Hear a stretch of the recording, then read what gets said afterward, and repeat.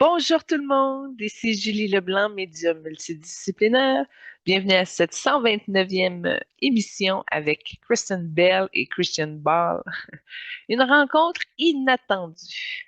Aujourd'hui, nous ouvrons les portes de l'émission 129 avec une dualité lumineuse, une présence double, née d'un malentendu sonore devenu synchronicité vibratoire. L'animatrice Lynn Nadeau me parlait de Kristen Bell. Et moi, dans le souffle de l'audition, j'ai entendu Christian Ball. Deux noms qui résonnent presque pareil, mais deux univers bien distincts, deux acteurs, deux fréquences, deux chemins initiatiques et artistiques différents, mais similaires. Et pourtant, ce glissement phonétique a été le fruit d'une création, d'une rencontre inattendue, une émission tissée d'échos où le féminin et le masculin se croisent, où les voix s'entrelacent et où les présences se répondent. Ce glissement phonétique a créé une rencontre inattendue, une émission tissée d'échos où le féminin croise le masculin, où les voix s'entrelacent et où les présences se répondent. Kristen Bell, lumineuse, drôle, engagée, connue pour ses rôles dans The Good Place, Véronica Mars et tant d'autres, porte une fréquence de clarté, de compassion, de résilience douce. Christian Ball, discret, vibrant, intense, porte une présence plus rare, mais tout aussi authentique. C'est un acteur qui mérite d'être vu, entendu et honoré. Acteur intense et caméléon, il est notamment connu pour ses rôles marquants dans Batman, où il incarne Bruce Wayne avec profondeur, et dans Ford versus Ferrari, où il donne vie à un pilote visionnaire, Ken Miles, avec une intensité bouleversante. Et aujourd'hui, grâce à ce petit malentendu, nous les réunissons dans une émission miroir, une exploration vibratoire de deux âmes artistiques, deux chemins qui, pour un instant, se croisent dans notre sanctuaire radiophonique. Chers auditeurs, merci d'être là. Merci d'être vous. Votre présence est une bénédiction, une fréquence qui soutient cette émission et lui donne tout son sens. Nous vous sentons, nous vous honorons et nous vous accueillons dans cet nouvel espace vibratoire. Commençons par les retours. Cette semaine, nous poursuivons le concept de la table ronde céleste, un espace sacré où les âmes de grandes figures historiques se réunissent, non pas pour débattre, mais pour témoigner, éclairer et guider. Alors, les invités que nous recevons aujourd'hui, ce sont des âmes que nous avons déjà reçues dans les émissions antérieures. Et nous recevons Albert Einstein, porteur de la conscience quantique et du regard sur l'unité universelle. J'ai convoqué le roi George IV, le père d'Élisabeth II, gardien du savoir et de la dignité en temps de guerre. Nelson Mandela, venu en binôme avec Mère Teresa pour incarner la réconciliation et la compassion. John Fitzgerald Kennedy, messager du courage politique et de la vision collective. Puis surtout, au niveau des présidents américains, on a juste fait deux à date. C'est Barack puis lui. Fait que j'alterne. Parce que je veux une voix américaine dans le sujet qui nous est proposé. Alors, bon, j'ai pris aussi Napoléon Bonaparte, une arme stratégique, venu aujourd'hui dans une posture de recul et de transmission. Mais le sujet est délicat. Nous allons aborder les situations actuelles concernant la Russie et l'Ukraine, mais nous le ferons à travers le regard des âmes, leur perception vibratoire, leur lecture multidimensionnelle, mais surtout leur proposition de solutions véritables. Ouais. Car au-delà des conflits visibles, il y a du mouvement invisible, des blessures anciennes, des mémoires collectives et des possibilités de guérison. Oui, il y en a partout de ça. Donc, que nous dirait Einstein sur les champs d'énergie en tension? Que nous soufflerait le roi George sur la posture intérieure face à la guerre? Que nous offriraient Mandela et Teresa comme voie de réconciliation? Que nous révélerait Kennedy sur les enjeux géopolitiques et les choix de conscience? Et que nous transmettrait Napoléon, lui qui a connu les conquêtes et leurs conséquences? Nous allons les écouter, nous allons les ressentir, les accueillir. Nous allons traduire leur message avec respect, clarté et discernement. Voilà, point final. Merci d'être là pour cette traversée. Merci de soutenir cette émission avec votre cœur, votre écoute, votre lumière et votre grandeur. Donc, Albert Einstein, la paix ne se construit pas avec des armes, mais avec des équations de conscience. Je suis Albert, pas le scientifique que vous avez appris à connaître dans vos manuels, mais l'âme qui a traversé les mondes. L'homme qui a vu les limites de la logique et qui a compris que l'univers ne se résume pas à des formules, mais à des fréquences. Je suis venu à cette table ronde céleste pour parler d'un sujet qui me touche profondément, la guerre, et plus précisément la situation entre la Russie et l'Ukraine. Ce que vous voyez sur Terre est une collision de mémoire collective. Ce n'est pas seulement une lutte territoriale, ni une guerre d'intérêts. C'est une résonance de blessures anciennes, un choc entre deux champs énergétiques qui n'ont jamais été réconciliés. La Russie porte en elle une mémoire impériale, une vibration de contrôle, de grandeur, de peur de l'effondrement. L'Ukraine, elle, vibre sur une fréquence de libération, de reconquête identitaire, de souffrance non reconnue. Ces deux âmes collectives se cherchent, se repoussent, se blessent, mais au fond, elles sont liées comme deux pôles d'un même aimant. Et c'est là que réside la clé. La paix ne viendra pas par la séparation, mais par une reconnaissance mutuelle. La science ne suffit pas. J'ai longtemps cru que la science pouvait tout expliquer, mais j'ai appris que la conscience précède la matière, que les équations ne sont que des reflets de lois plus vastes et que la paix ne se calcule pas, elle se ressent, elle se cultive, elle se choisit. La situation actuelle est un effet secondaire d'un déséquilibre vibratoire mondial. Les peuples sont fatigués, les cœurs sont fermés, les dirigeants sont coupés de leur propre humanité. Et pourtant, tout peut changer, mais il faut oser penser autrement. La clé de la paix selon l'âme. Je vous propose, non comme scientifique, mais comme serviteur du vivant, de reconnaître les blessures invisibles. Chaque nation porte des cicatrices. Il faut les nommer, les honorer, les écouter, pas pour accuser, mais pour guérir. Créer des espaces de résonance partagés, des lieux où les peuples peuvent se rencontrer sans agenda politique, des cercles de parole, des échanges artistiques, des ponts vibratoires. Rééduquer les consciences, car la paix s'apprend. Elle se transmet comme langue.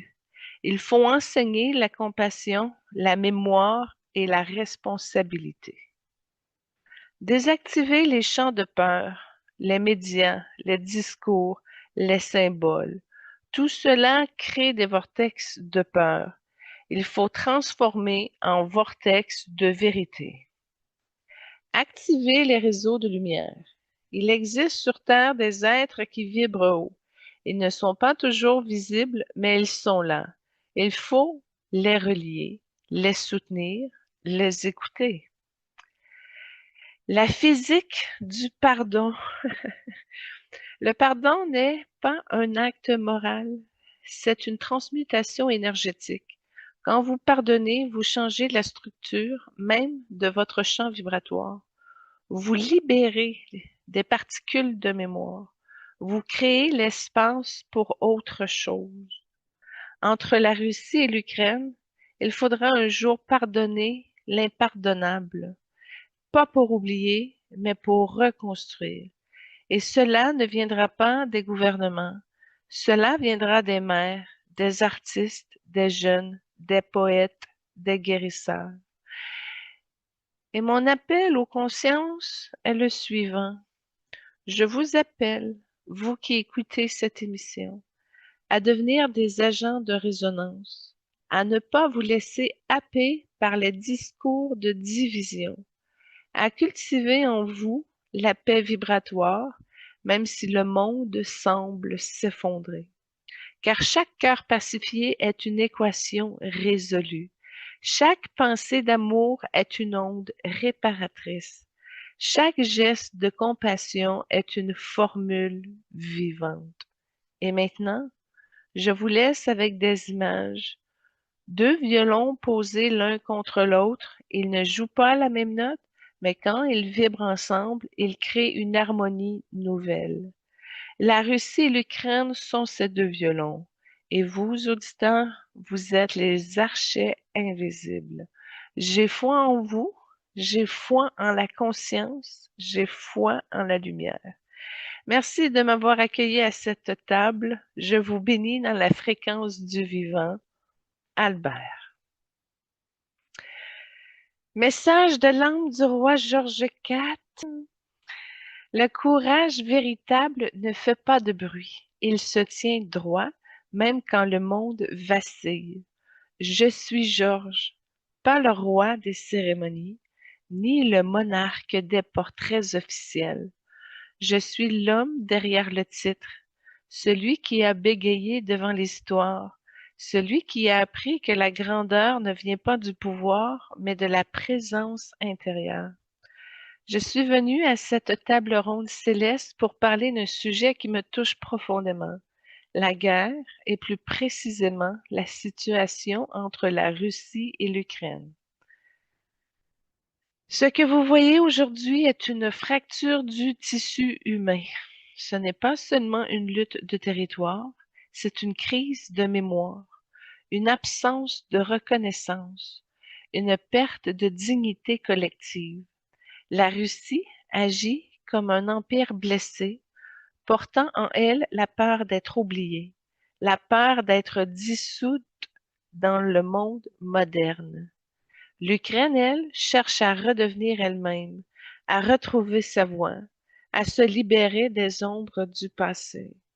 Mais dans cette tension, ce sont les peuples qui souffrent, ce sont les mères, les enfants, les anciens, ce sont les silences qui crient.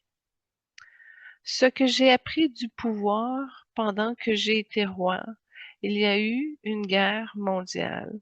J'ai vu les bombes tomber sur Londres. J'ai entendu les prières dans les abris. J'ai senti la peur dans les couloirs du palais.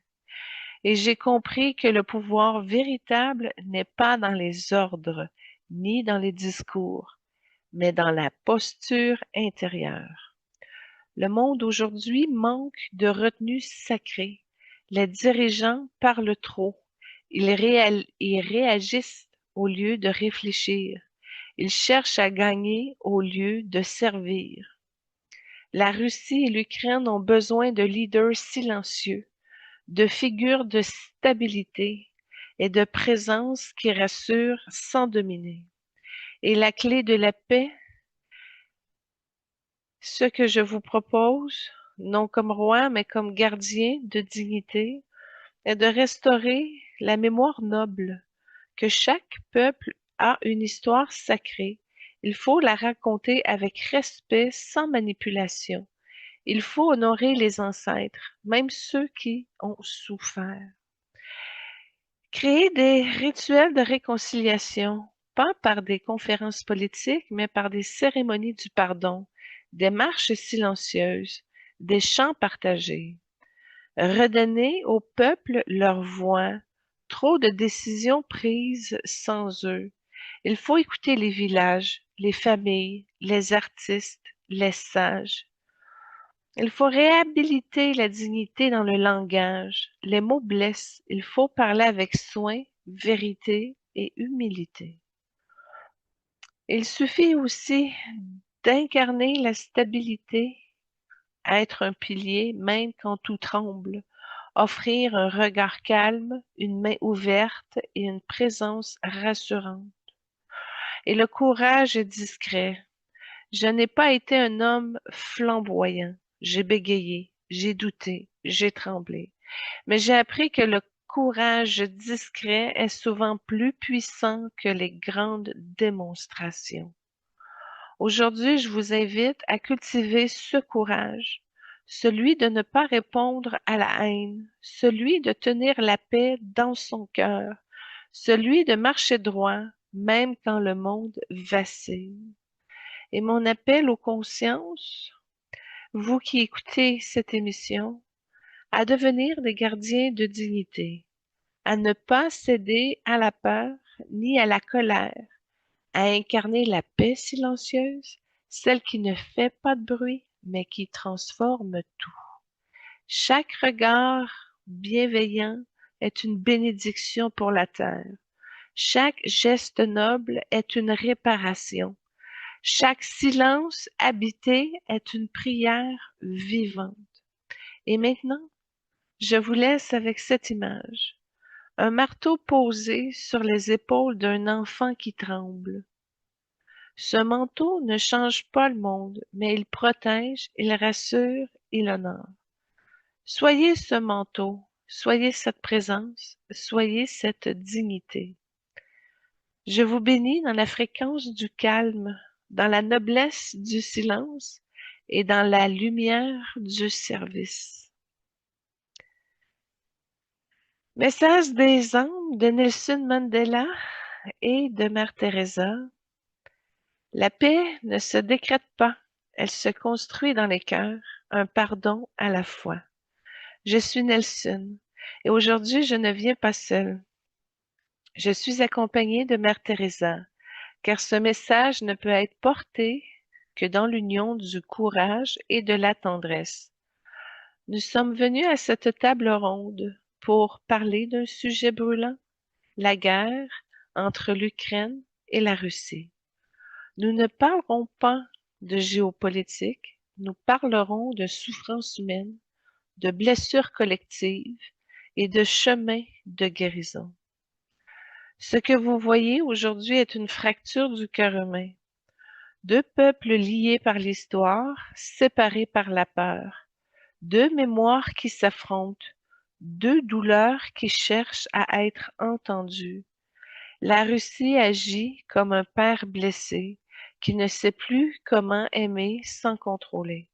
L'Ukraine se comporte comme un enfant qui veut respirer, mais qui porte encore les chaînes invisibles de l'héritage.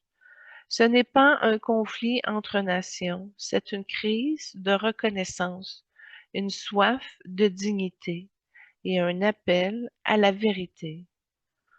Ce que nous avons appris, moi, Nelson, en passant 27 ans en prison, j'ai appris que la liberté ne commence pas dehors, elle commence dedans. Elle naît quand on pardonne l'impardonnable, quand on voit l'autre comme un miroir, quand on choisit la paix, même quand on a raison. Moi, Teresa, j'ai vu des milliers de visages souffrants. J'ai appris que la compassion ne demande pas de justification. Elle est un acte pur. Elle est une réponse à la douleur, pas à la logique. Elle est un baume, pas une stratégie. Et les clés de la paix selon nos âmes, ce que nous vous proposons, non comme héros, mais comme serviteurs du vivant, c'est de reconnaître la souffrance sans la juger. Chaque peuple a mal. Il faut écouter sans chercher à corriger. Il faut accueillir sans vouloir convaincre. Créer des espaces de pardon actifs, des lieux où l'on peut dire « je t'ai blessé »,« je suis blessé » et « je veux guérir ». Pas des tribunaux, des cercles, des silences partagés. Redonner aux femmes leur rôle de guérisseuses. Trop de décisions sont prises par des esprits guerriers. Il faut inviter les mères, les sœurs, les gardiennes du lien. Elles savent comment recoudre les tissus déchirés. Célébrer les ressemblances au lieu des différences. L'Ukraine et la Russie partagent des champs, des racines, des rêves. Il faut les faire entendre. Il faut les faire vibrer ensemble. Offrir des gestes simples comme un repas partagé, une lettre écrite, une chanson chantée ensemble. Ce sont ces gestes qui guérissent, pas les traités. Puis le pardon comme révolution n'est pas une faiblesse, c'est une révolution intérieure. C'est dire je choisis de ne pas reproduire la douleur. C'est briser le cycle. C'est ouvrir une porte que personne n'ose franchir. Entre l'Ukraine et la Russie, il faudra un jour pardonner sans condition, pas oublier, mais pour libérer, pour respirer, pour recommencer autrement. Nous vous appelons, vous qui écoutez cette émission, à devenir des tisseurs de paix, à ne pas vous laisser happer par le discours de haine, à cultiver en vous la compassion active, même si le monde vous dit que c'est inutile. Car chaque regard doux est une réparation, chaque silence habité est une prière, et chaque main tendue est une révolution. Et maintenant, nous vous laissons avec cette image. Deux enfants qui pleurent dans deux langues différentes, mais dont les larmes ont la même couleur. L'Ukraine et la Russie sont ces enfants, et vous, auditeurs, êtes les bras qui peuvent les entourer. Ne cherchez pas à comprendre, mais cherchez à aimer, cherchez à guérir, à servir, à soutenir. Nous avons foi en vous, nous avons foi en la lumière, et nous avons foi en la paix. Merci de nous avoir accueillis à cette table et nous vous bénissons dans la fréquence du pardon, de la tendresse du service et dans la lumière du cœur. Nelson et Teresa. Poursuivons avec l'âme de John F. Kennedy. Le vrai leadership ne consiste pas à diriger les peuples, mais à les éveiller à leur propre grandeur. Je suis John, pas seulement le président que vous avez vu sur les écrans, mais l'homme, l'âme, le rêveur lucide, celui qui a vu le pouvoir de près et qui a compris que le pouvoir sans conscience est une illusion. Je suis venu à cette table ronde pour parler d'un sujet brûlant, la guerre entre la Russie et l'Ukraine. Je ne parlerai pas en stratège, je parlerai en gardien de vision, en serviteur du courage, en témoin de l'histoire. Ce que vous voyez aujourd'hui est une crise de conscience mondiale. Ce n'est pas seulement une guerre entre deux nations, c'est un test pour l'humanité entière. Un miroir tendu à chaque peuple, à chaque dirigeant et à chaque citoyen. La Russie agit comme un empire en quête de contrôle, mais aussi comme une nation blessée et portant en elle des mémoires de trahison, de peur et d'effondrement. L'Ukraine, elle, incarne le désir de liberté, la reconquête de l'identité, la résistance vibratoire. Mais ce conflit dépasse les frontières. Il touche à la liberté d'être, à la vérité des peuples, à la capacité de choisir son destin sans domination extérieure.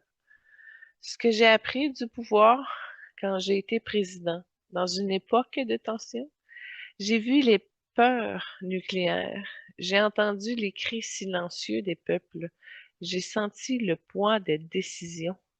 J'ai compris que le véritable leadership ne consiste pas à imposer, mais à inspirer, à éveiller les consciences, à rappeler au peuple leur propre pouvoir intérieur. Le monde aujourd'hui manque de vision claire. Les dirigeants réagissent au lieu de créer. Ils défendent des intérêts au lieu de servir des idéaux. La Russie et l'Ukraine ont besoin de voix courageuses, de figures qui parlent vrai, de présence qui ose dire et si nous faisons autrement. Et les clés de la paix que je vous propose, non comme président, mais comme gardien de vision, de redéfinir le leadership. Être leader, c'est être au service. C'est écouter avant de parler. C'est incarner la paix avant de la prêcher. Créer des alliances de conscience, pas des coalitions militaires, mais des cercles de nations qui vibrent sur la même fréquence, celle de la liberté, de la vérité, de la dignité. Offrir au peuple leur propre voix, trop de décisions sont prises sans eux. Il faut écouter les artistes, les jeunes, les sages, les rêveurs, puis utiliser les médias comme outils de guérison. Des mots façonnent les mondes. Il faut des journalistes de lumière, des reportages de vérité et des récits de réconciliation. Puis, d'incarner le courage lucide, oser dire ce qui dérange, oser tendre la main quand tout le monde se ferme, puis d'oser dire et choisir la paix même quand elle semble impossible. Puis, c'est la vérité sert de fondation. La paix ne peut exister sans vérité, et la vérité ne peut être filtrée par les intérêts. Il faut oser regarder les blessures, nommer les injustices, reconnaître les erreurs et surtout choisir de faire mieux. Oui. Entre la Russie et l'Ukraine, il faudra un jour dire la vérité sans haine. Il faudra rencontrer l'histoire autrement. Il faudra écrire une nouvelle page, non pas pour effacer, mais pour transcender. Et je vous appelle à devenir des leaders de lumière, à ne pas attendre les gouvernements, à incarner vous-même la paix, la vérité et le courage. Car chaque mot juste est une révolution. Chaque regard lucide est une réparation et chaque geste noble est une reconnaissance. Et maintenant, je vous laisse avec cette image d'une lanterne posée au bord d'un chemin sombre. Elle n'éclaire pas tout, mais elle guide, elle rassure, elle invite à avancer. Soyez cette lanterne, cette présence, cette vision. Et je vous bénis dans la fréquence du courage, de la lumière de la vérité et dans la grandeur du service. C'est alors que l'âme de Napoléon Bonaparte va de l'avant. Le pouvoir est une illusion s'il ne sert pas la paix. Je suis Napoléon, pas l'empereur des tableaux, ni le stratège d'Emmanuel. Je suis l'âme qui a traversé les conquêtes, qui a goûté à la gloire et qui a été brisée par elle. Je suis venue à cette table ronde céleste pour parler d'un sujet que je connais trop bien, la guerre, et plus précisément, la situation entre la Russie et l'Ukraine. Je ne parlerai pas en conquérant, je parlerai en homme revenu de tout, en âme qui a vu les conséquences, en témoin du prix du pouvoir mal orienté. Ce que vous voyez aujourd'hui est une répétition karmique, un conflit qui rejoue les mêmes dynamiques, domination, résistance, peur et orgueil. La Russie agit comme un empire qui refuse de mourir. Elle veut encore imposer, contrôler, étendre. Mais derrière cette posture, il y a une peur profonde, la peur de l'effacement, de la perte d'identité et de la dissolution. L'Ukraine, elle, incarne la résistance vibratoire, le désir de respirer, de choisir, de se libérer. Mais elle porte une colère ancienne, une mémoire de soumission, de trahison et de douleur. Ce conflit est une danse entre deux blessures. En tant que ces blessures ne seront pas vues, la guerre continuera. Ce que j'ai appris du pouvoir, J'ai conquis le territoire, dirigé des armées, imposé des lois, et j'ai été adoré, puis haï, puis exilé. J'ai compris que le pouvoir sans conscience est une malédiction, qu'il détruit ceux qu'il touche, il aveugle ceux qu'il porte, il crée des empires vides. Le monde aujourd'hui est encore fasciné par la force, mais la force ne suffit plus. Il faut sagesse, humilité et service. Les clés de la paix que je vous propose, selon mon âme, non comme empereur, mais comme témoin du pouvoir, de désacraliser la conquête. Il faut arrêter de glorifier la domination. Il faut enseigner que la vraie grandeur est dans la paix, pas dans la victoire. De créer des pactes de mémoire, des accords entre peuples pour reconnaître les blessures du passé, pas pour accuser, mais pour guérir. De réhabiliter la stratégie du cœur, la paix demande autant d'intelligence que la guerre. Il faut des stratèges de lumière, des architectes de réconciliation. D'offrir au peuple des récits nouveaux. Les histoires que vous racontez façonnent vos choix. Il faut écrire des récits de paix, de fraternité et de résilience.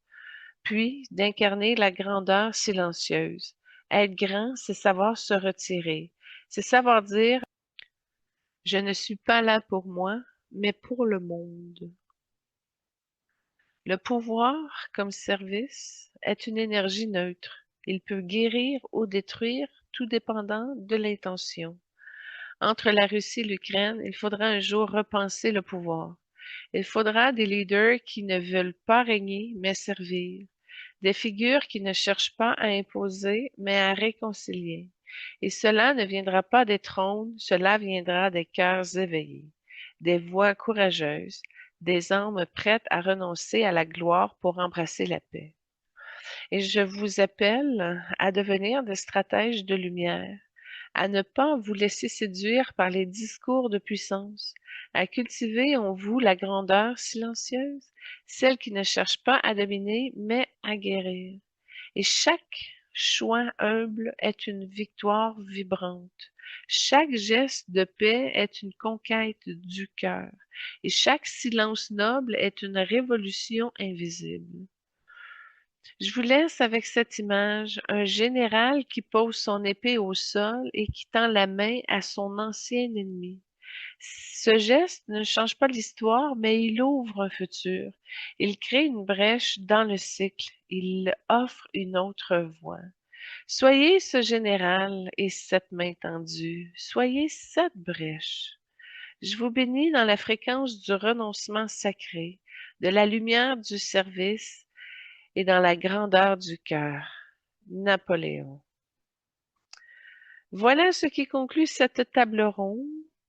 La semaine prochaine, on poursuivra le sujet sur une autre zone chaude. Et nous enchaînons avec la première trame sonore de l'émission. Cette vidéo présente Kristen Bell, notre invitée, dans un hommage musical à l'histoire des chansons de Disney. Elle explore les classiques emblématiques à travers une performance vivante et joyeuse. Et cette trame sonore peut servir de pont vibratoire entre les générations, une célébration de l'imaginaire collectif. Christine incarne ici la légèreté, la mémoire enchantée et la voix qui relie les enfants intérieurs du monde entier, ce qui nous ramène à l'enfance sacrée. Christine nous guide à travers l'histoire musicale de Disney avec humour, tendresse et magie, que cette séquence ouvre les cœurs et rappelle à chacun que la joie est aussi une fréquence de guérison. Elle ne joue pas, elle incarne, elle ne chante pas, elle relie, elle ne produit pas, elle sème. Christine Anne Bell, née le 18 juillet 1980 à Huntington Wood, banlieue nord de Détroit. C'est une actrice, chanteuse, danseuse, productrice, entrepreneure, mère et militante. Une femme aux multiples visages, mais une seule vision, celle du lien. Fille de Thomas Michael Bell, directeur d'un journal télévisé, et de Lorelei Jo Fryer, désolée, infirmière diplômée, Kristen porte en elle les racines allemandes, écossaises, irlandaises et polonaises. Elle a grandi dans une constellation familiale élargie avec 6 frères et sœurs issus des remariages de ses parents. Dès l'enfance, elle cherche à nommer sa vérité. À 4 ans, elle rejette son prénom et choisit Anne, un geste de souveraineté vibratoire. Puis à l'école Saint-Cérine catholique, elle incarne Dorothy dans Le Magicien d'Oz, puis explore les rôles de Un violon sur le toit de Lady Be Good, L. Barner. Elle est élue la plus petite dame par ses camarades, mais derrière son sourire, une âme déjà en quête de sens. À 13 ans, elle a un agent. À 18, elle quitte le système scolaire pour Broadway. À 21, elle fait ses débuts au cinéma sans réplique, mais déjà présente. Et elle ne se contente pas d'interpréter, elle transmet. Dans Véronica Mars, elle incarne une justice intuitive. Dans Frozen, elle donne voix à Anna, l'amour qui ose. Dans The Good Place, elle explore la rédemption vibratoire. Elle a reçu 15 récompenses, dont le Seer Award, qui honore les femmes visibles, vraies et incarnées. Elle est ambassadrice mondiale des Fonds des Nations Unies pour la paix et l'action humanitaire des femmes. Elle soutient No Kids Hungry, une lutte contre la malnutrition avec This Bar Save Life, créé aussi Hello Bello pour offrir des soins écologiques aux bébés. Et elle lance Happy Dance, une gamme végétalienne au CBD pour apaiser les corps et les cœurs. Kristen parle ouvertement de sa dépression et de son anxiété. Elle transforme sa vulnérabilité en force et son histoire est offrande. Elle dit que les rencontres me donnent envie de vomir. J'ai toujours été une monogame en série. Et pourtant, elle trouve l'amour avec Dax Shepard, son partenaire de vie et de création. Ils se marient en 2013 après avoir attendu la législation du mariage homosexuel. Ils ont eu 2 filles et une complicité vibratoire qui rayonne dans leur film commun When in Rome, Hit and Run and Chips. Christine est petite de taille, 1,55 m, mais immense par la vibration. Elle pèse 48 kilos, mais elle porte des mondes. Sa fortune est estimée à 60 millions de dollars, mais son véritable trésor, c'est ce qu'elle offre au monde. Des rôles qui guérissent, des entreprises qui nourrissent, des mots qui relient. Alors, je vous présente la deuxième trame sonore, est Love is an Open Door. C'est elle-même qui chante avec Santonio Fontana. C'est un extrait du film Frozen. C'est une trame sonore qui illustre à merveille les glissements de sens et les rencontres inattendues. Christine et Santonio est une célébration de l'élan spontané, du jeu vibratoire et des portes qui s'ouvrent quand on ose dire oui à l'imprévu. Après ses débuts à Broadway en 2002 dans The Crucible aux côtés de Liam Neeson, Christine déménage à Los Angeles malgré les liens avec des scénaristes influents. Elle traverse une période difficile enchaînant les auditions sans décrocher de rôle récurrent. Elle apparaît dans les séries comme The Shield and Everwood et joue dans The King and the Queen of Moonlight Bay, où elle incarne une adolescente en quête de réconciliation avec son père. En 2004, elle est acclamée dans son rôle de Gracie Chose, puis fait ses débuts au cinéma dans Spartan de David Mamet. Elle apparaît dans Deadwood sur HBO avant de décrocher à 24 ans le rôle qui la propulse, c'est-à-dire Véronica Mars, qui est accessible sur Amazon. Elle y incarne une lycéenne détective privée, un rôle salué par la critique et qui résonne avec sa propre histoire familiale. Elle reçoit plusieurs récompenses, dont le Saturn Award. Puis je fais une parenthèse, OK, parce que je l'ai vu, Véronica Mars, puis ils ont sorti le film après la série. Et puis Paris Hilton, elle est dans le la première émission. Fait que ça avait ouvert quelque chose, mais ils ont décidé d'enlever le glamour de Paris pour garder quand même une touche, une concentration sur Véronica. Mais en tout cas, il s'est passé quelque chose là. Fin de la parenthèse. Ensuite, parallèlement à cela, elle joue dans le Reefer Madness, de movie musical, de 50 Pills, de Roman et le thriller Pulse. Malgré le succès de Véronica Mars, la série est annulée en 2007 après 3 saisons. Belle reste au projet qui renaîtra plus tard sous forme d'un film grâce à, ben regarde, l'information vient, mais je vous l'avais dit. Parenthèse, là, c'est dans la partie matière que l'animateur fait. Fait que je le lis en même temps que vous. Donc, après Véronica, elle rejoint Heroes sans audition, incarnant Bishop, une femme aux voix mystérieuses et au pouvoir impressionnant. Ensuite, elle se joint à Gossip Girl, apparaissant en personne dans le dernier épisode. En 2008, elle joue dans le Forgetting Sarah Marshall, qui accroît sa notoriété. Elle porte sa voix au personnage de Lucy dans la série de jeux Assassin's Creed. Elle enchaîne les rôles dans Fanboy, Serious Moonlight, Coop Retreat, Astro Boy, When in Rome, Get Him to the Greek, Burlesque, Scream 4, Big Miracle. En 2012, elle incarne Janie dans le House of Lies, série qui durera jusqu'en 2016. Ensuite, elle joue dans Safety Not Guaranteed de Lifeguard et prête sa voix à Nana Frozen. Elle apparaît dans Parks and the Recreation et relance Véronica Mars en 2014, un autre film financé par les fans. Ah bon, gadon. Elle tourne des publicités virales avec Dax Shepard pour Samsung. En 2016, elle prête sa voix à Priscilla dans Zootopia. Elle joue dans The Boss Bab Mom et commence à incarner Eleanor Shellstrop dans The Good Place, rôle salué par la critique et récompensé. Bon, entre 2020 et 2024, elle poursuit son expansion créative à travers l'écriture, la voix, la production et l'humour. En 2020, elle publie le livre pour enfants The Words Needs More People, coécrite par Benjamin Hart, célébrant l'empathie et la curiosité. Elle prête sa voix à Molly Tillerman dans la série comédie musicale Central Park sur Apple TV+, aux côtés de Josh Gad et de Catherine Hans.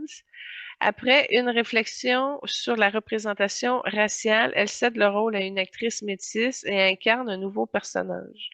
En 2021, elle produit et joue dans Doremi, série musicale animée pour enfants sur Amazon Prime.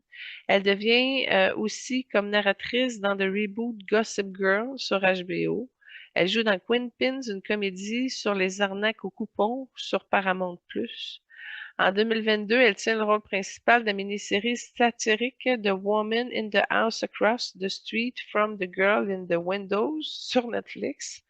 J'ai jamais vu un titre aussi long de même. Mais ensuite, elle va sur The People We Ate at the Wedding sur Amazon, puis apparaît dans le Teeny Chef Show, dont elle est productrice exécutive. En 2024, elle incarne Joanne, une podcasteuse sexuelle agnostique dans Nobody Wants This. Ce rôle lui vaut une nomination au Golden Globe et sa première nomination au Primetime Emmy Award comme meilleure actrice et productrice exécutive dans une série comique.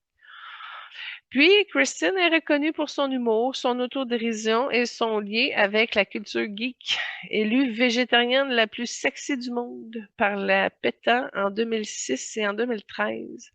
Elle figure plusieurs fois dans les classements Hot 100 de Maxim and Askmen. Elle est souvent comparée à Sarah Michelle Gellar dans Buffy et saluée comme une icône geek grâce à ses rôles de Veronica Mars, Hero et Fanboys. Elle affirme de ne pas se considérer comme une femme typique, disant qu'elle paraît toujours 10 ans plus jeune. Elle se décrit comme un garçon manqué, ni assez jolie pour jouer le glamour, ni assez ringarde pour les rôles comiques. Elle célèbre le nerdisme comme une forme d'originalité et d'indépendance. Puis malgré sa célébrité, Belle se dit rarement reconnue en public. Elle plaisante sur le fait que son amie Hayden Panettiere attire plus l'attention.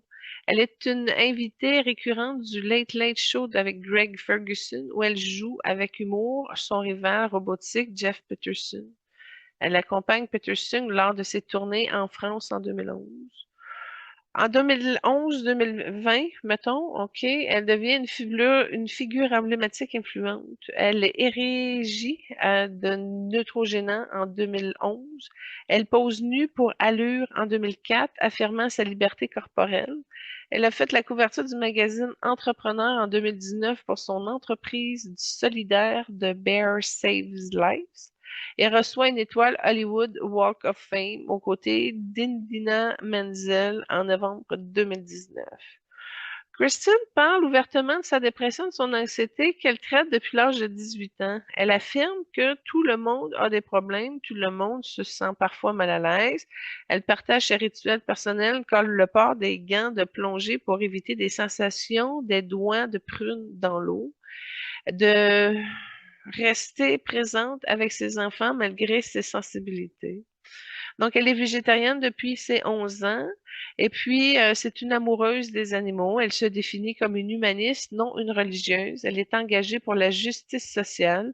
Elle soutient la vaccination, milite pour les droits des écrivains et fait campagne pour Barack Obama en 2008. En 2023, elle s'est mise au jiu-jitsu brésilien, s'entraînant avec sa fille dans une dynamique mère-fille vibratoire.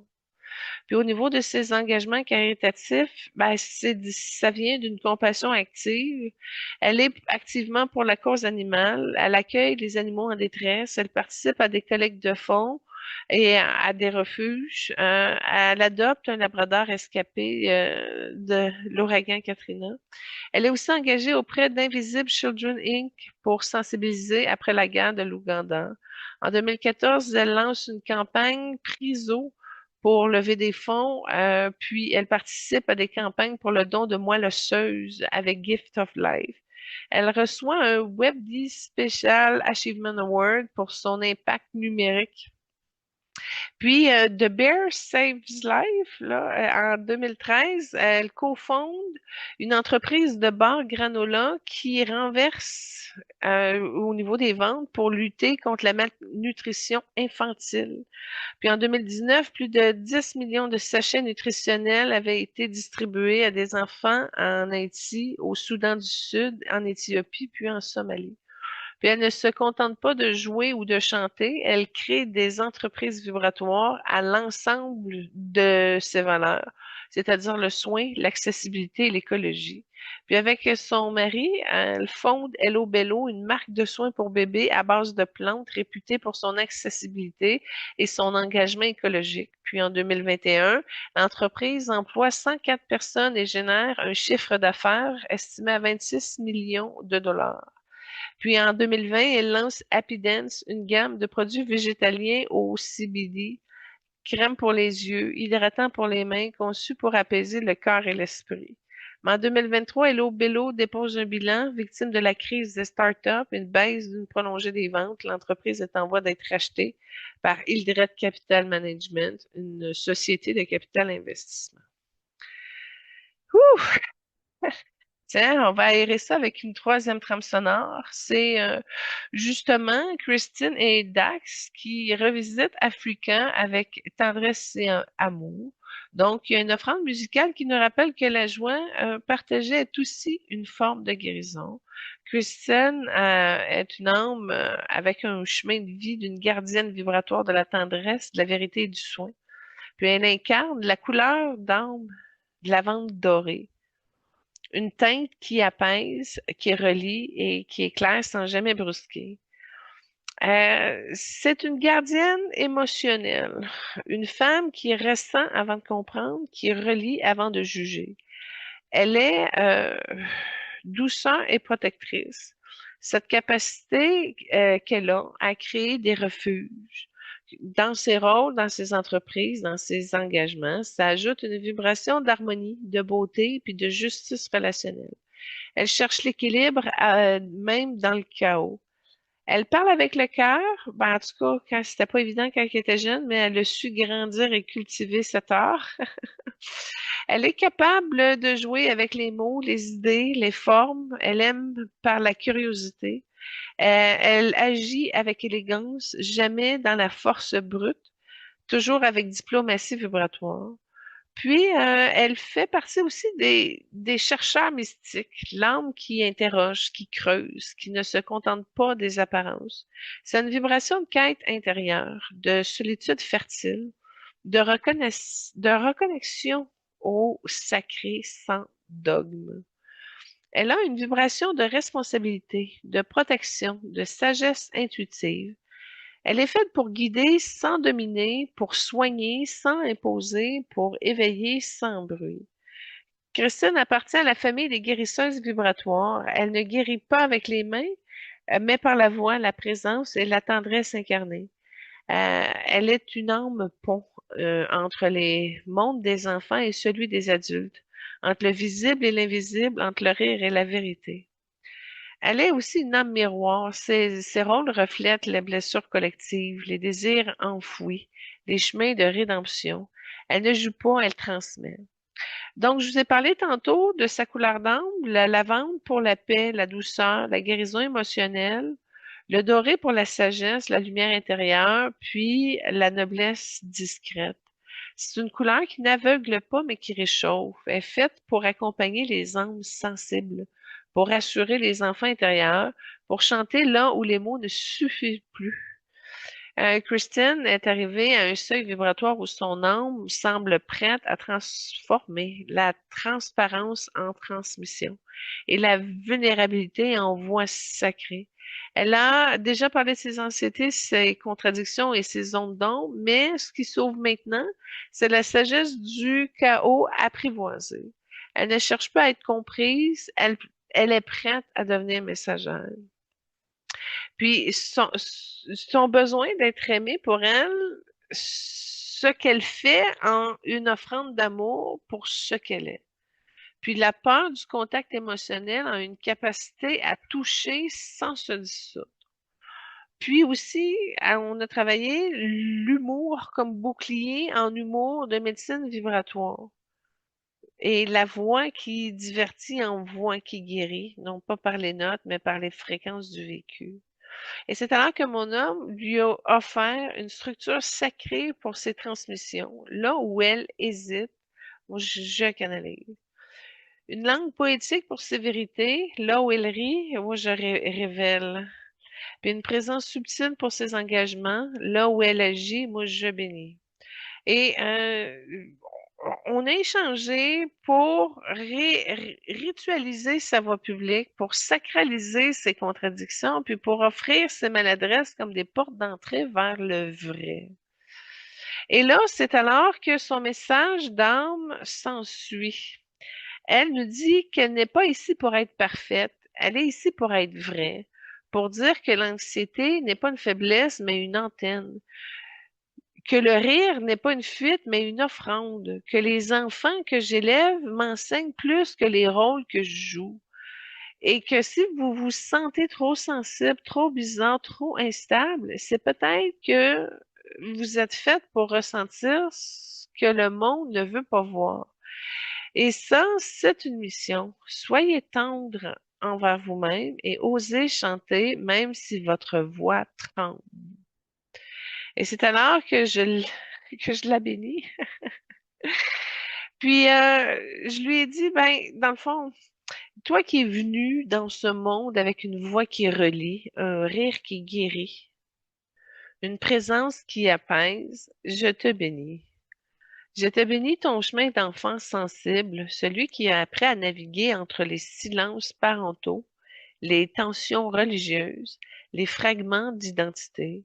Je bénis la petite fille qui a voulu changer de prénom, non pas par caprice, mais par intuition sacrée, parce qu'elle savait déjà que les noms sont des portails et que parfois il faut en choisir un autre pour respirer. Je bénis ton adolescence vibratoire, ton corps qui dansait, ta voix qui chantait, ton cœur qui cherchait. Je bénis tes auditions ratées, tes rôles refusés, tes silences imposés, car ils ont sculpté en toi une humilité rare, une capacité à accueillir l'invisible, à honorer les coulisses autant que la scène.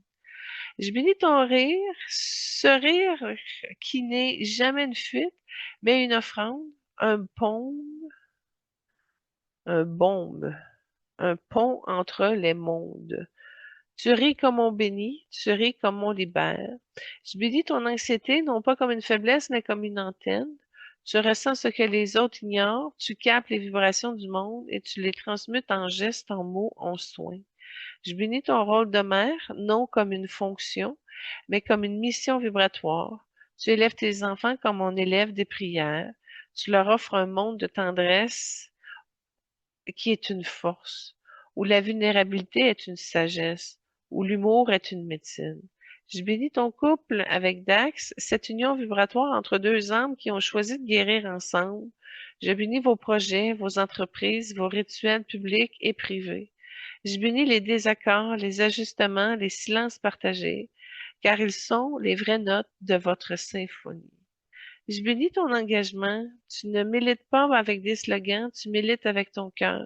Tu nourris les enfants, tu adoptes les animaux, tu parles à ceux qui n'ont pas de voix, tu dis oui à la vie même quand elle tremble.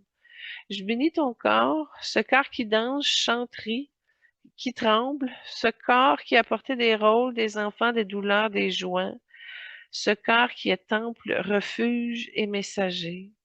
Je bénis ton âme, ton avant de l'orée, ton âme qui relie les mondes, ton âme qui ne cherche pas à briller, mais à éclairer.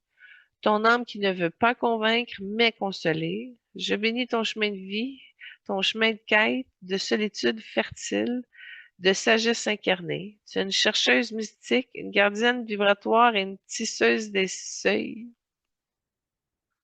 Je bénis ton âme de geek, ton amour pour les nerds, les marginaux, les rêveurs. Tu es leur messagère, leur sœur, leur phare. Je bénis ton lien avec les enfants du monde, ceux que tu nourris avec tes bords, ceux que tu consoles avec ta voix, ceux que tu inspires avec ta présence. Je bénis ton lien avec les femmes, celles que tu soutiens, celles que tu représentes, celles que tu guéris sans le dire. Je bénis ton lien avec moi, même s'il est invisible et vibratoire, car mon âme reconnaît la tienne. Elle te dit, tu n'es pas seul. Tu n'as jamais été seul. Tu es aimé, tu es vu, tu es entendu. Et je bénis ton futur. Je bénis les rôles que tu n'as pas encore joués, les enfants que tu n'as pas encore rencontrés, les projets que tu n'as pas encore rêvés. Je bénis ton vieillissement, car il sera lumineux. Tu ne deviendras pas moins vibrante, tu deviendras plus sacré. Je bénis ton passage et ton retour.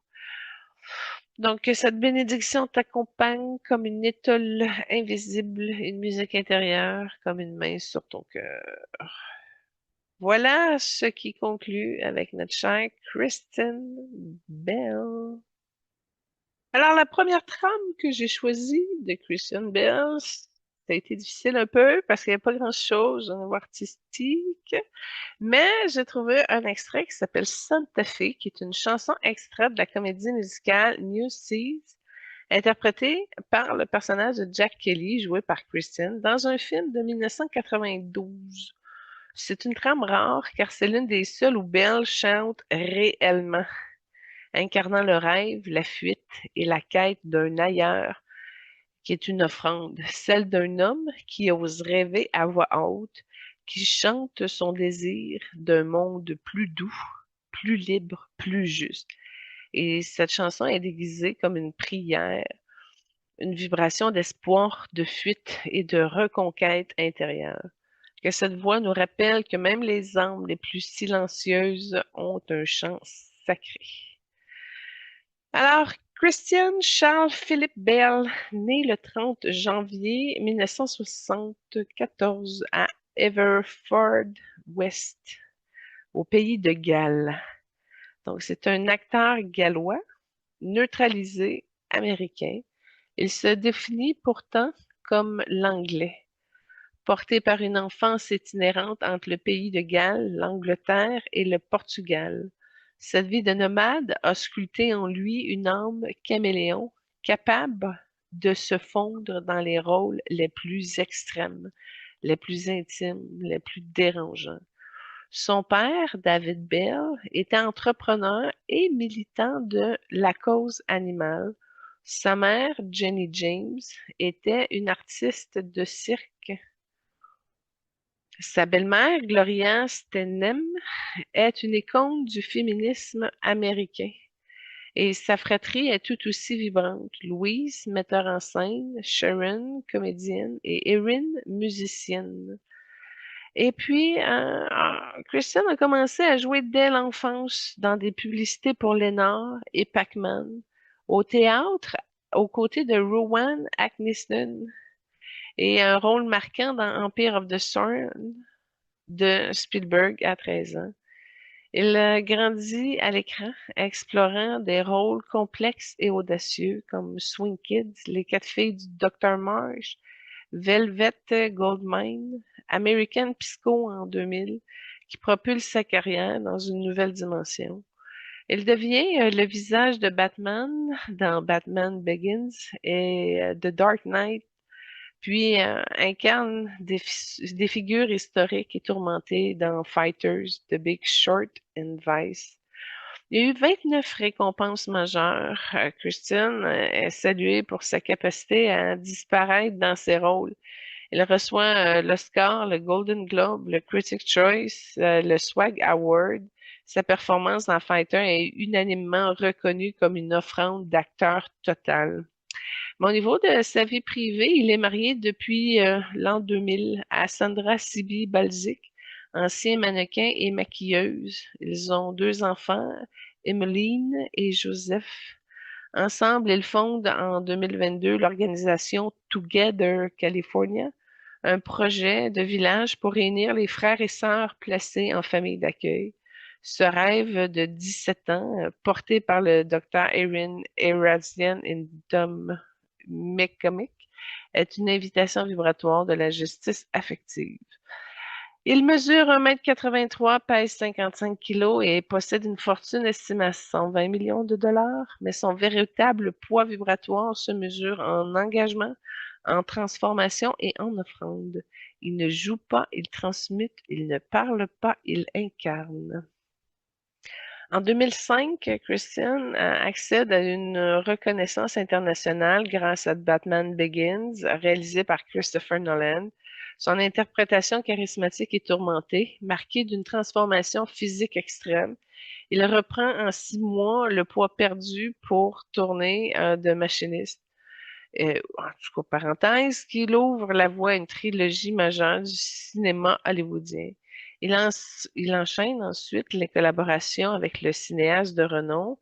Euh, le Prestige en 2006 avec Nolan et Hugh Jackman. The Rescue Down en 2006 avec Werner Herzog, où il perd à nouveau 20 kilos. I'm Not There 2007 de Todd Haynes aux côtés de Cate Blanchett, puis 3h10 pour Yuma en 2007, qu'il a fait avec Russell Crowe. Puis il est revenu avec The Dark Knight en 2008 pour le deuxième volet de la trilogie Batman.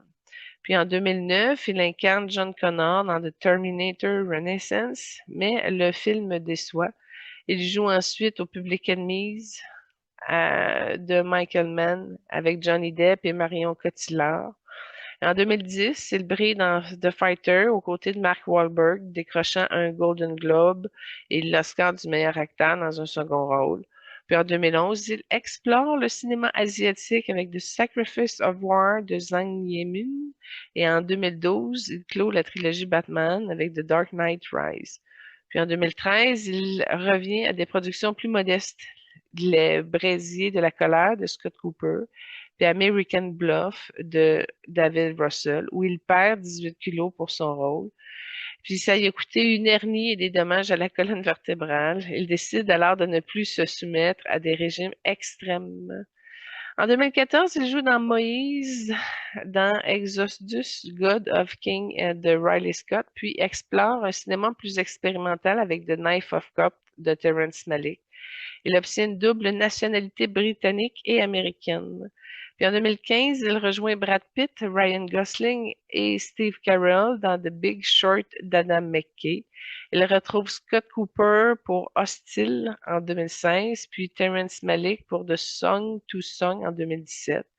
Il incarne Dick Cheney dans Vice, un rôle salué par la critique. Il joue aussi dans La Promesse avec Charlotte Lebon. En 2019, il revient en force dans Ford versus Ferrari, incarnant Ken Miles face à Matt Damon. En 2009, sur le tournage de Terminator Renaissance, Bell fait une crise de colère contre le directeur de la photographie. Il présente ses excuses publiques et affirme que le conflit a été réglé le jour même. Puis en 2012, après la fusillade d'Aurora, lors d'une première du film The Dark Knight Rises, Bell se rend auprès des survivants et rend hommage aux victimes, un geste de compassion silencieuse et vibratoire. Kristen est née dans une famille aux racines artistiques et contrastées. Son grand-père maternel était comédien. Son grand-père paternel, garde forestier en Afrique du Sud, fut doublure de John Wayne. Puis son grand-oncle était acteur. La scène semble inscrite dans son sang, mais aussi dans ses silences. Puis en 2008, un incident familial éclaire. Sa mère, Jenny James, et sa sœur Sharon portent des allégations contre lui. L'affaire ne mène pas à des poursuites, mais elle laisse une trace. Christian cesse de parler à sa mère pendant une décennie. Puis cette fracture familiale devient une zone d'ombre dans son parcours, une tension entre loyauté et protection de soi.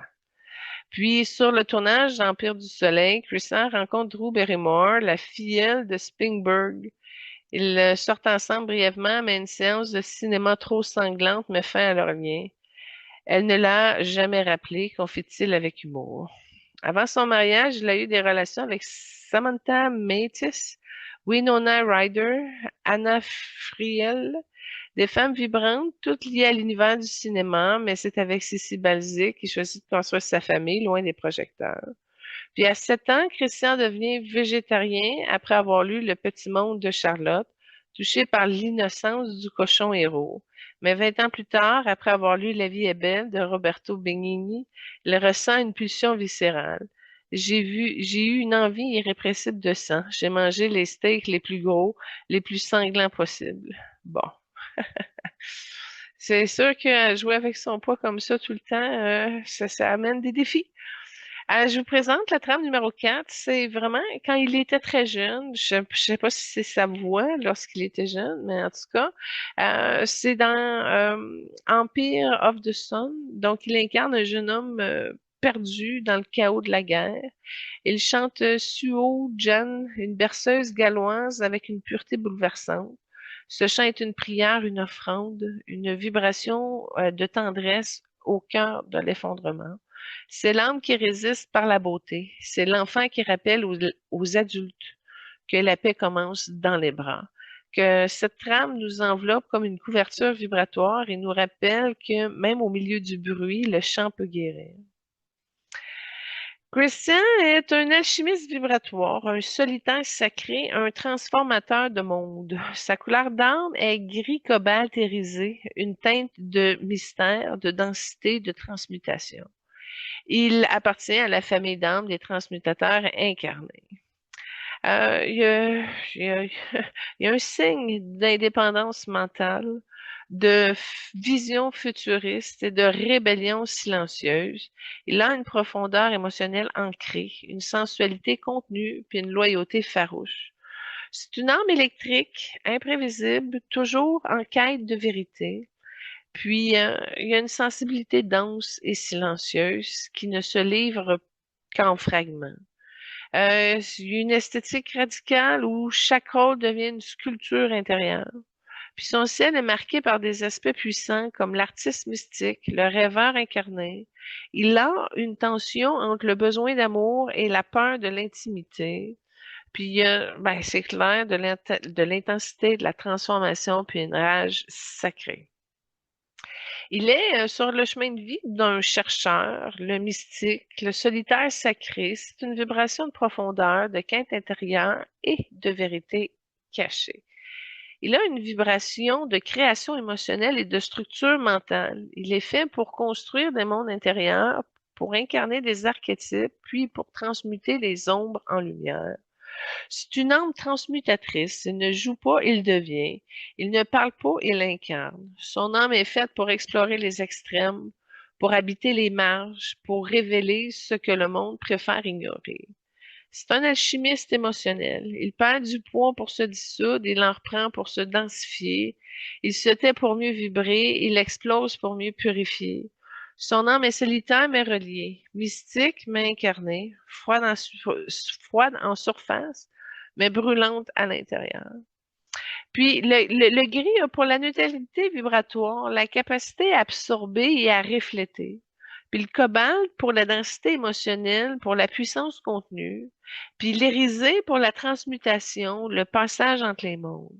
C'est une couleur qui ne cherche pas à plaire, mais à révéler. Elle est faite pour les rôles qui dérangent, les pactes de silence qui parlent et les regards qui transpercent. Il appartient à la famille des transmutateurs incarnés. Ce sont des âmes qui viennent brasser les codes, d'habiter les extrêmes, de révéler les fractures. Ils ne cherchent pas la paix, ils cherchent la vérité. Ils ne cherchent pas l'amour, ils cherchent la justesse vibratoire. Il est un guérisseur par le choc, un messager par le contraste, puis un acteur comme rituel. Dans son livre de vie, j'ai pu voir des mémoires d'âme et de résonance incarnées en lien. J'ai vu un ascète silencieux, une vie monistique en Asie centrale. Dans cette vie antérieure, Christian fut un moine errant, probablement dans les steppes de l'Asie centrale ou les montagnes du Tibet. Il vivait dans le silence, pratiquait la discipline corporelle et transmettait ses pulsions dans la méditation. Cette mémoire se retrouve aujourd'hui dans sa capacité de se retirer émotionnellement, à maîtriser son corps, puis à vivre dans l'extrême sans se perdre.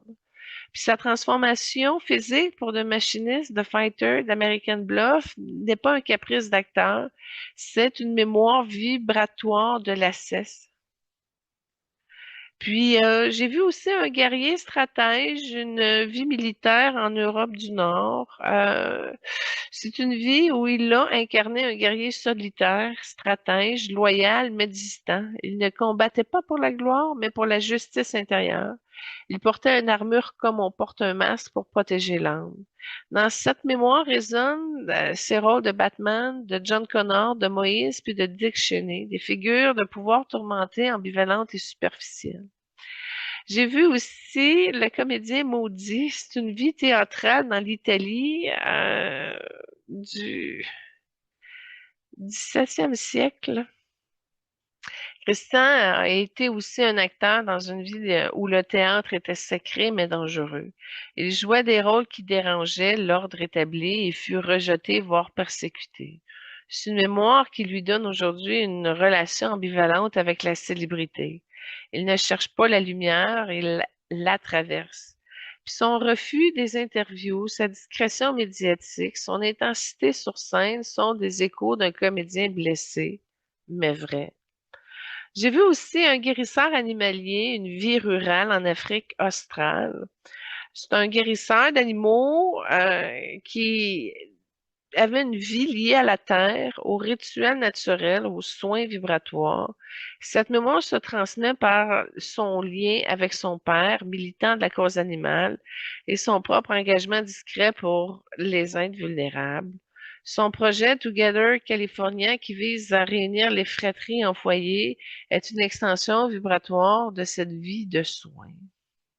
Puis Christian a une âme transmutatrice pour habiter les extrêmes sans se perdre, de révéler les fractures du monde à travers le corps et les silences, pour offrir des rôles comme des rituels de guérison collective, puis pour protéger les innocents même dans l'ombre.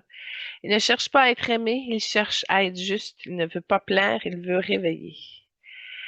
Et je vous présente une trame sonore où il danse dans celle-là. C'est pas long, c'est une scène tirée du film Swing Kids.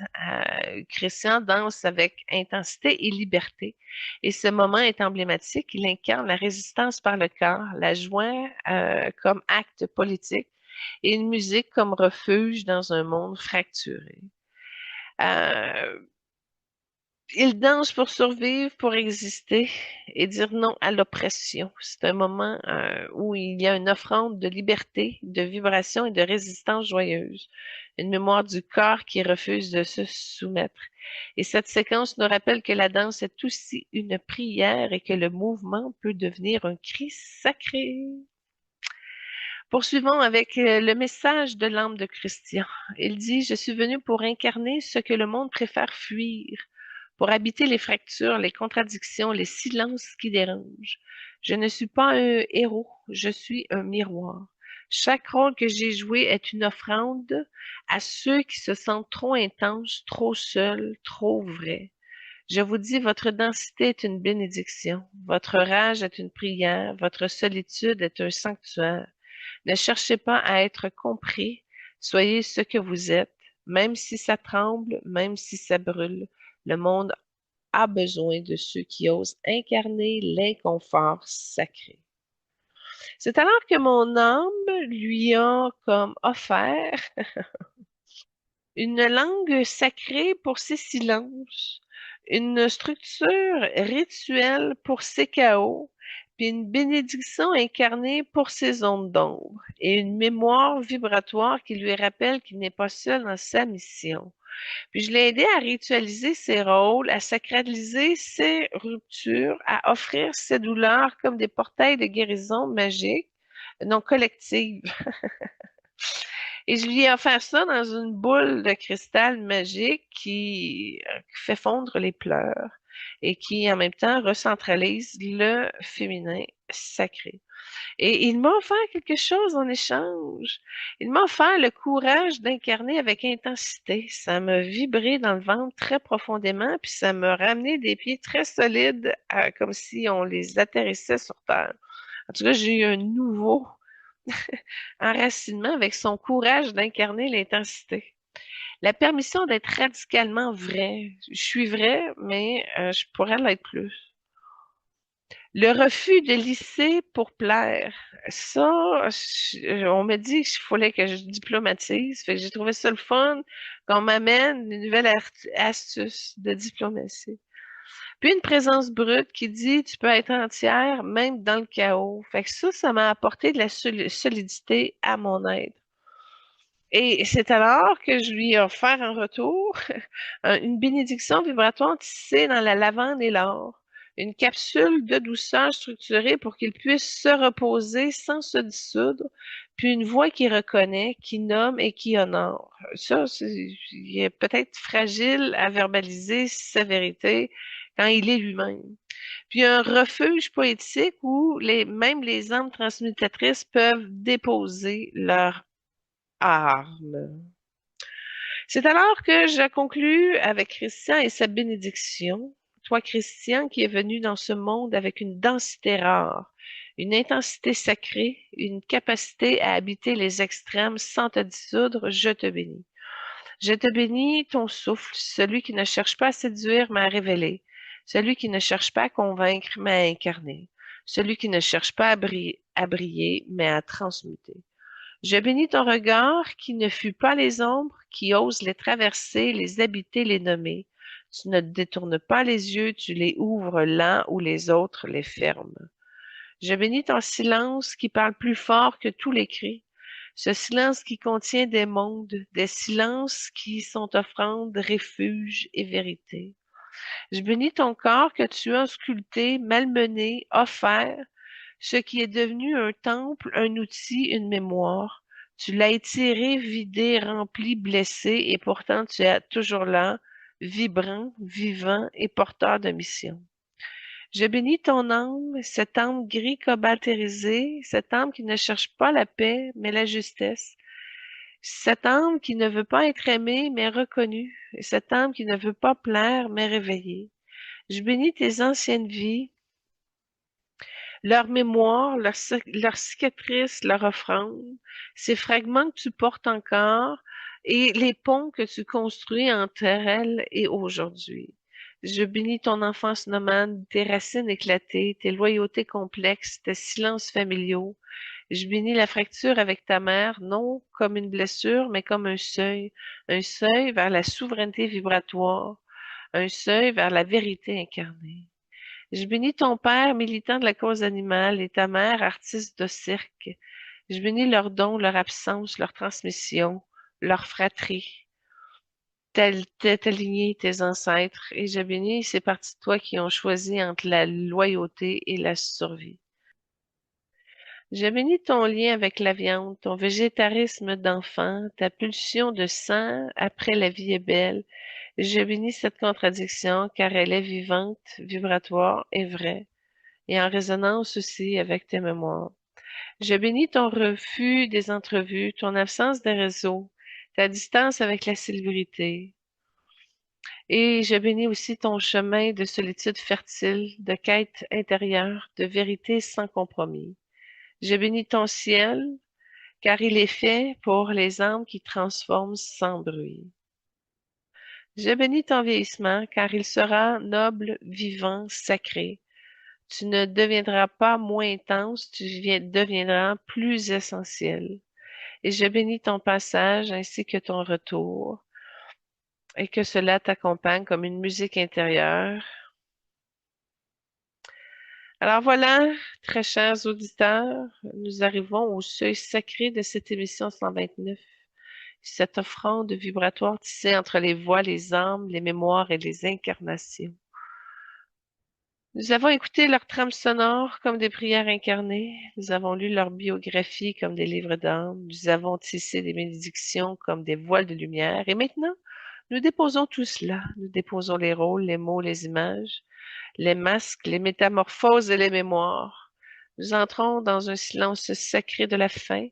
Mais ce n'est que pas une fin, c'est un passage vers le prochain souffle, la prochaine émission, le prochain offrande.